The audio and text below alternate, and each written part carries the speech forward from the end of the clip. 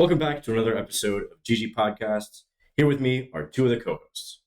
Hi, I'm Elijah Gamber. I'm Robbie Gift. And I'm the producer, Brady Shaw. Let's get into it.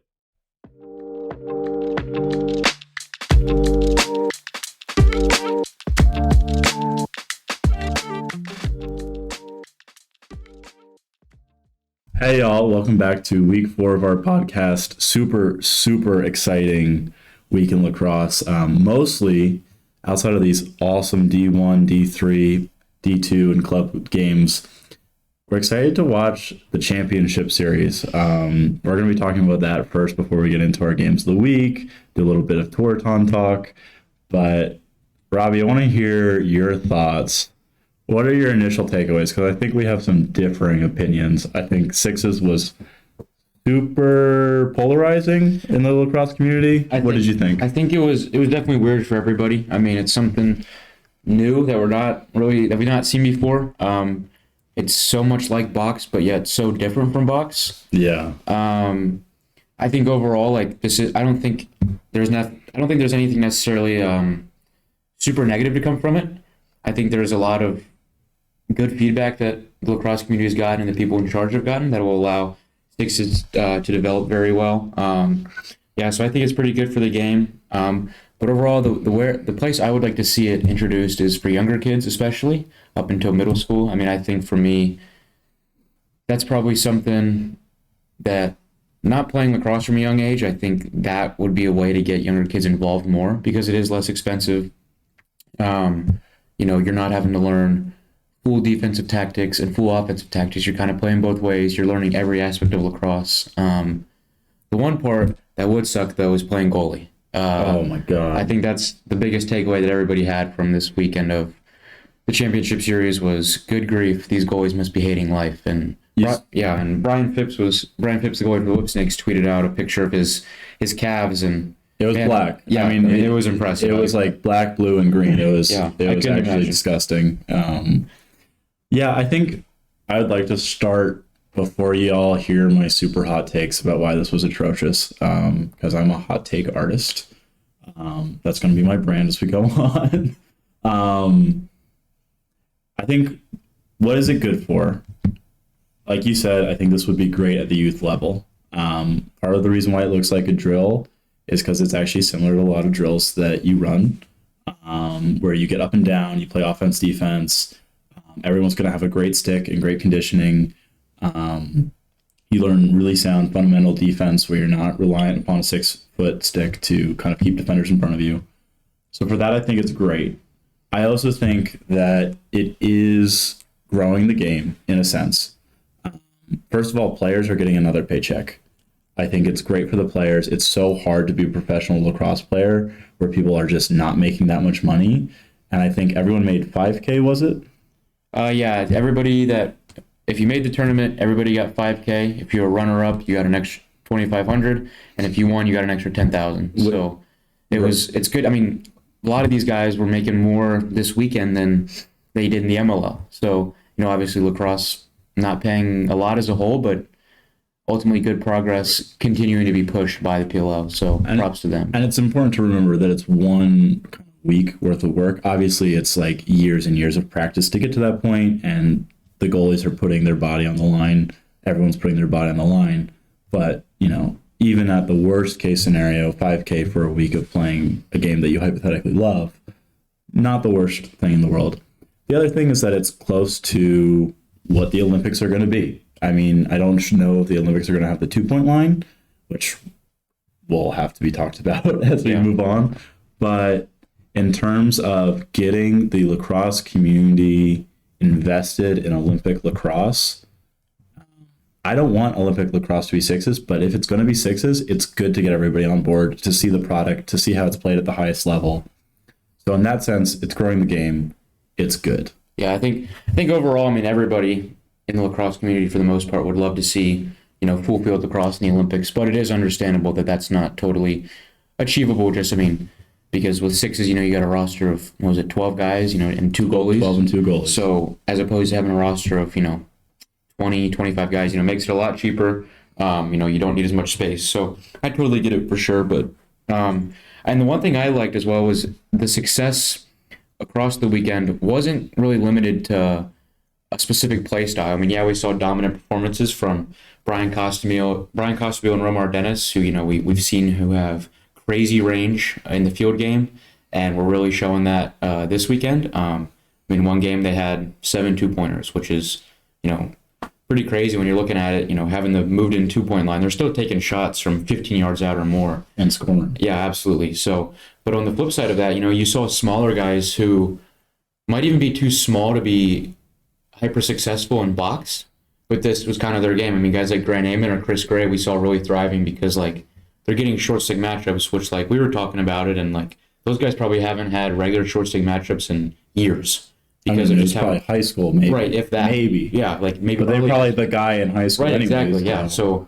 they're able to get these short stick matchups and get by because it's a little bit less physical than box. But I think it's really cool to be able to see constant action because when you watch field lacrosse, there's dead periods where the offense might not get the ball and you're not always seeing Chris Gray dodge and shoot up the hash. You're not seeing Grant Amon always break ankles. So I think this was good because there was such constant action.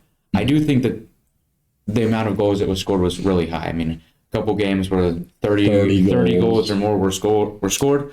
I think it felt like basketball. I think that's a little bit too high. I think if we can get most of the games mid-20s, I think that's 2017. I think is ideal for this one. Right, exactly. Like a really high-scoring field game. Yes. I think some of the adjustments that could be made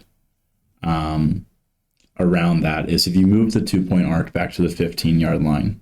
I think that would be a good start because, even at the D3 level, when we are shooting shots and practicing step downs, it's about 13 yards. Right. Yeah. We're told within 15 yards, your hands are free, pull it.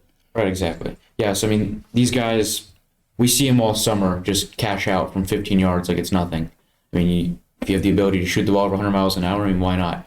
So moving it in to just a normal shot, definitely scary, and I definitely think that is something that needs to be adjusted. And I don't think we'll see a 2-point line in the Olympics. I just don't think that's something. To. Right, I agree, and I think that is something that's unique to the PLL and makes the PLL good because, just overall allows for more action, and I think that that's good that is an option for people to take part in. So, overall, I think definitely good things to look forward from. Definitely, things to improve on. But overall, I think it was exciting for lacrosse, and it was a good introduction for the D1 games we had going this weekend. Yeah, I'm actually not quite done talking about it because I have more opinions, Let's bring the hate. The refs would swallow their whistles and not call anything because the defense was so lacking. And so you got this really weird, clear holds, clear slashes, weird high hits because the defense couldn't really do much to stop them. And I actually really appreciate the let them play mentality, but I wish that if they were going to know that going in, they just allowed off-ball checking like you have in lacrosse, where you can push somebody around, push them off their spot, because at the end of the day, there's not enough defense. I really firmly believe this. I think you got to have a slightly longer shot clock so that they can run real offensive sets. And to counteract that, you need to have off-ball checking or maybe a pull or something. And I know that kind of goes against what we were just talking about with letting everybody run up and down the field. But it's so far from either box or field lacrosse. My main takeaway is that it's really this third thing, and it muddies the waters for people who are coming in who've never seen lacrosse before, and then they see everyone say, oh, but there's actually 2 entirely different games. And so I wish they would move it more to one or the other by either allowing off-ball checking and kind of more box pads, or if it was kind of closer to field lacrosse. With having defensive sticks, and that would also fix the defensive. Yes, I do think something does have to be done a little bit defensively because like we were saying, the different play styles of a guy like Costabile compared to a guy like Ament, and thinking about them getting matched up on each other. They're each going to play their game, and I think Costabile is going to win that battle just It's just how it's going to go. So I think, something has to be done. Maybe it's a part of it, and sometimes you can't avoid that because, obviously going in, you're going to want to put a bigger guy on a bigger guy, but picks happen and switches happen, and it is what it is. But, I think, yeah, I mean, overall, there's probably a million things that could get fixed to it, and a million things that we can do to make people happy, what they could do to make people happy, but, it is what it is. Yeah, really, it is what it is. And I think that until we see more of this overall as a whole in various different platforms and experience levels, it'll be hard to see like the perfect form. So I think it'll be a while, but overall, like, I think this is actually a huge point for lacrosse. Not necessarily domestically, but overall, like worldwide, and the lacrosse community everywhere. Yeah, and I think to your point about seeing this kind of grow and adapt, and we're not really seeing the final form, we're seeing people play this for the first time competitively.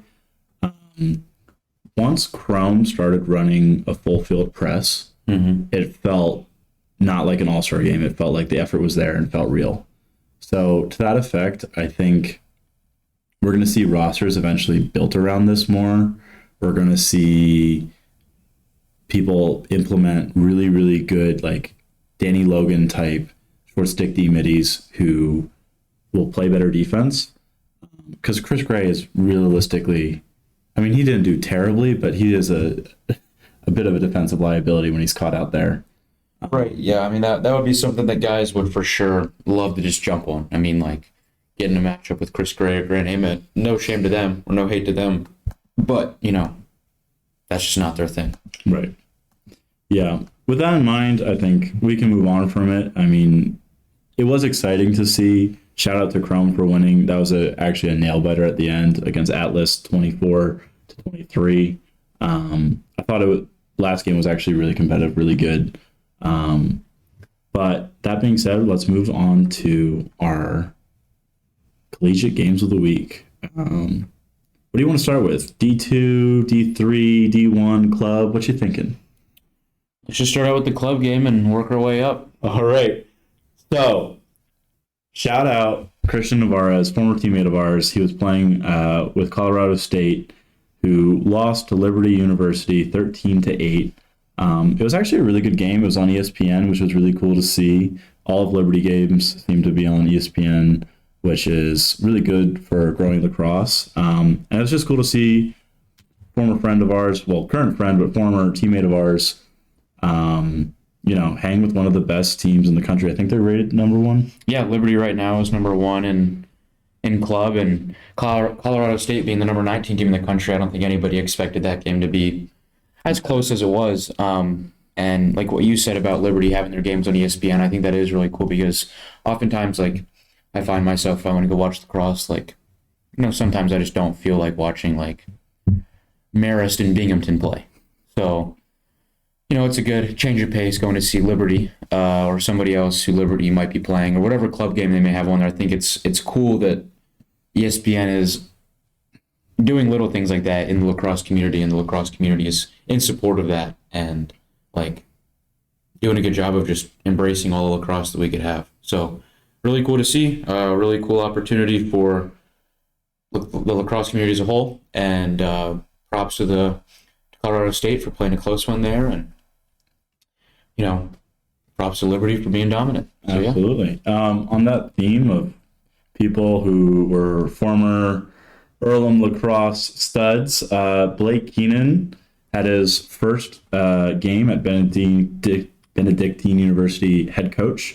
Unfortunately, they lost 3 to North Central. It was actually a really good game. North Central is a pretty dominant D3 program, but tough way to start out. But I hope their season goes better.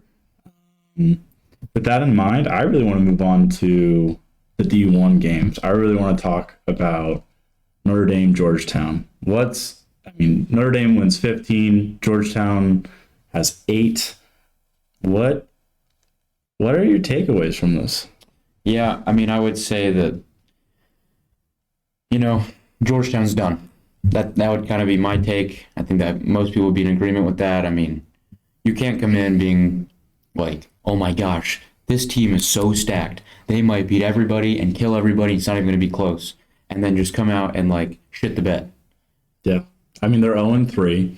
They've played teams that you would think, based off of where they ranked to start the year, that they would beat. Obviously, they were all pretty competitive, tough games, but 0-3, and the main thing is they're not even scoring. Right. That's the thing that's been consistent in all the games they've played. They've really not been able to do anything, and their offense was the thing that everybody was so excited about, with Graham Bundy coming back and Dordovic coming in. And I mean, just like guys that have been there for so long and having such a deep roster, you would expect just like such consistent and immediate and like constant success. But we haven't seen any of that. And one thing I do want to shout out Notre Dame for was I think the last few games they've played, they've let up too many goals against teams that probably shouldn't be putting that many goals up against them. So I think this was a good showing for the Notre Dame defense, because no doubt the Georgetown offense is talented,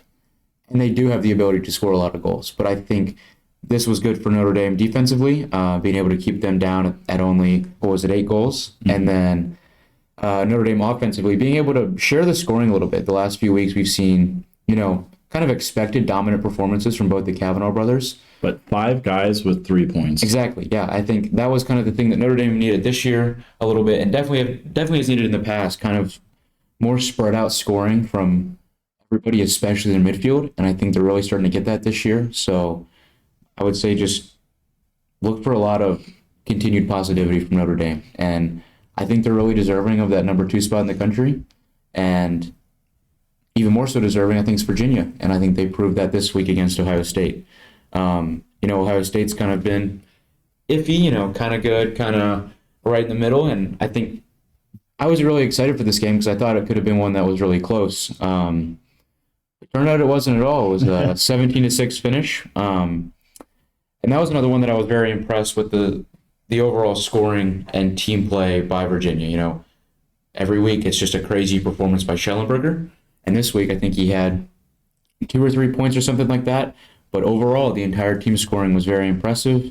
And I think the point that we noticed last week was that they kind of just play like they're playing basketball. And their sticks are just a part of them. And it's so easy. And it's like they're coming out there and they know they're going to beat you and there's nothing you can do to stop them. And I think we really saw that this week. Like getting a lot of production from guys we don't necessarily see. And Truett Sunderland coming in as a freshman, really touted recruit out of Calvert Hall. Really good to see him starting to make an impact coming out of the box, really quick dodger, but, can still beat you physically sometimes if he needs to. So props to Virginia. I think if anybody's deserving of a position right now, it's Virginia in their number 1 spot, because I think we still need to see a little bit more from Notre Dame before we can be like, I think that they are better than Virginia, because I don't think anybody really believes that at the moment. So we're definitely going to be definitely looking forward to some exciting conference games between Virginia and Notre Dame. Yeah, I think to your point about Virginia,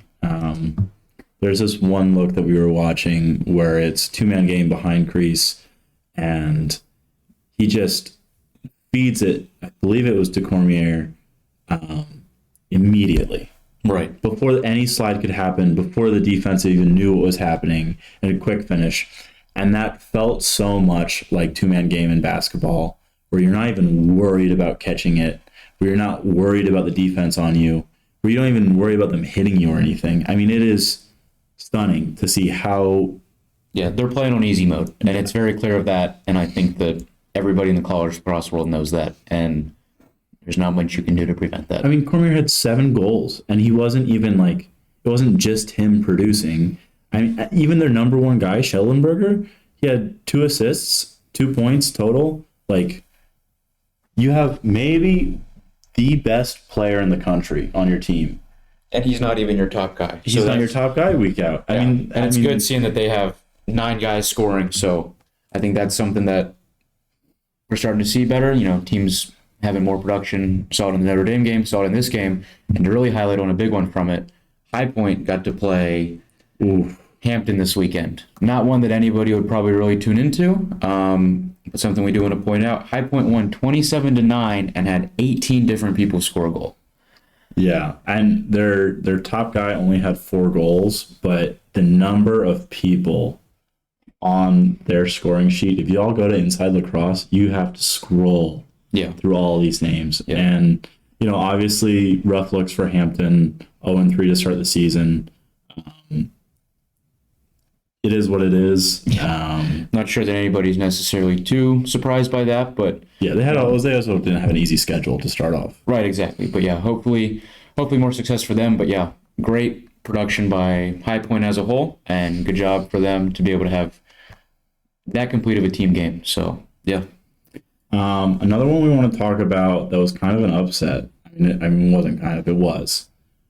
Rutgers 10 versus Loyola 6.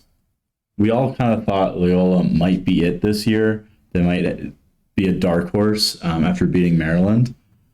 But it seems like they fell back down to earth. It seems like they might have been, once again, preemptively rated a little too high. Right. I think the craziness within the first 2 weeks of the college lacrosse season really just shuffled everything in places that they shouldn't be shuffled to. Putting Hopkins as high as they were and putting Loyola as high as they were really did set teams up for failure. But this is still a close game, and I don't think Loyola should take this too negatively, because that Rutgers team is stacked. There was a team that was in the semifinal last year. They've kind of been competitive for a while, and huge performance from Shane Knobloch, having 6 points, 3 goals, 3 assists. A guy who's kind of been consistent over the last few seasons, and a guy that Rutgers has kind of been able to lean on at the midfield and expect success and see success. Yeah, it's actually crazy because I went to high school with this kid, and seeing him play at that level, we all, he was kind of the guy in high school, obviously, but just seeing that quality of play on all levels. He was even stuck playing D-midi at some points, right. Which, got his ankles broken once, but such is life. If you're going to be the offensive stud, can't do everything. Right, exactly. But point being, to see that is actually really cool for me personally. To see guys that I went to high school with succeed at just such a high level is really cool. So shout out Shane Knobloch. And you want to talk about this Princeton-Maryland game? I do. I think that was one that a lot of people were anticipating. That was a big matchup last year. They met twice. Met in the semifinal, met in the regular season. Both games were really close, really competitive. And I think people were expecting this game to be closer, maybe even Princeton win, based on the way that Maryland's season has gone so far and the people that they've lost. But I think the Maryland defense has been about as stellar as people thought it would be. Brett Maycar back there leading the way, holding that Princeton offense to 5 goals is deeply impressive. One thing I do want to point out, it is very, very clear that Maryland is missing that dominant offensive presence like they've had in the past. Kind of a lack of leadership. Still getting it done, but I think for them to be at that next level where they have been in the past, or even remotely competitive for the national championship, I think that they're going to really have to get some more ownership out of their offense, and get a little bit more just quality team lacrosse on their offense. And shout out to the Maryland goalie for playing a good game this week, not being their usual starter with that McEnany injury. So props to him, props to the Maryland defense, but look for some more from the Maryland offense. Yeah, I think another one of my takeaways from this game, just in terms of how we came into the season, seeing everybody, seeing the conferences, is, well, and we'll talk about this more when we get to the Yale Penn State game, but was the Ivy overrated and overhyped after one season of being pretty dominant? We haven't seen great performances from pretty much any team in the Ivy. Harvard's lost a couple. Yale just lost. Princeton, obviously Maryland is great, but they're not the Maryland of last year, and they're still only able to score 5. Yeah, maybe so. I think that's something we'll have to see as the season does go on. I think last year everybody was crazy excited to see the Ivies because of not having them for a year and a half, 2 years, with COVID and whatever else. So I think it's really cool that they're back, but I think for them to stay around and stay consistent and be successful, we're definitely going to have to see some more dominant play from them. But teams like Brown and Cornell have been pretty successful so far. Brown had a big win over Vermont. I think it was 22-12. They had a guy who scored 9 goals. And then on the Cornell side of it, CJ Kirst, a guy that had a huge freshman season last year, had 75 points or something, and took that Cornell team to the to the national championship, and unfortunately couldn't get it done against that historic Maryland team. But I think Cornell is doing well, but I think we're going to have to see once the Ivies get into conference play and once the Ivies start playing more teams that are, those blue blood teams. We'll have to see how they do. But I think we should also reach out to whoever is Mrs. Cursed and ask her what she feeds her sons. Yeah, yep. Because that is just crazy. Same with the Kavanaugh mother. I don't know what she's feeding them, but there's just some good lacrosse families right now, which is pretty cool to see. I mean, even the Trainer brothers at Yale. It's cool to see these kind of... What was that? The Trainer brothers are at Penn State. Oh, I messed it up. I bungled it. But it's cool to see these like really competitive families have a number of people all playing together.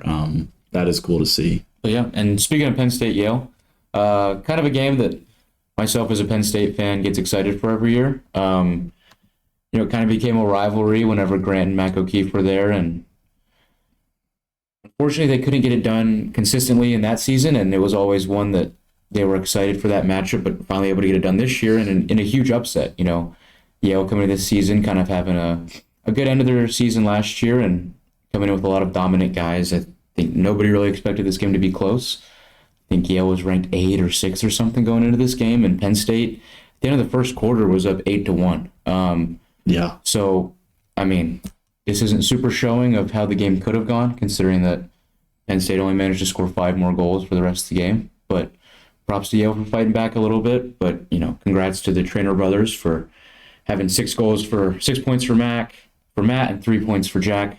But yeah, and TJ Malone having a big day. That's a guy who's been there forever. Definitely their offensive captain, and a guy that really embraces that leadership role.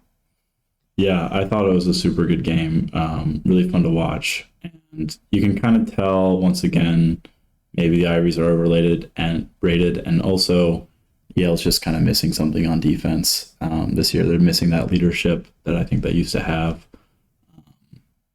Anytime you have 8 hung on you in a quarter, that's a rough look. Definitely. I think the next one we want to get into is Syracuse, North Carolina. I think this was kind of surprising, considering that the Syracuse defense has been pretty impressive so far throughout the season.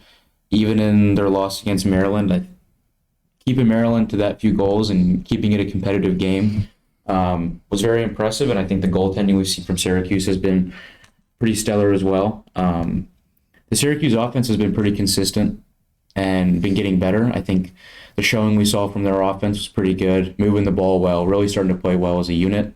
But total collapse for the defense this week, and I think we need to see a little bit more from North Carolina before we give them, a super strong opinion on how they're going to do this year. But, good win for North Carolina, good conference win. But Syracuse definitely is going to have to step it up on defense if they want to be successful throughout the rest of the year. Yeah. Still a little bit more production from their offense. Yeah, I think it's troubling because we kind of got hyped on the first couple Syracuse wins. And I think if you had told me to start the season that they would be 3-2, that they would be competitive in most of their games, I would have been like, damn, pretty good season for Syracuse so far. I'd actually probably not have expected them to do that well, honestly. And in that sense, I also think that they still have so many young freshmen coming in who are performing really, really well. Spallina still had 5 points this game, 3 goals, 2 assists.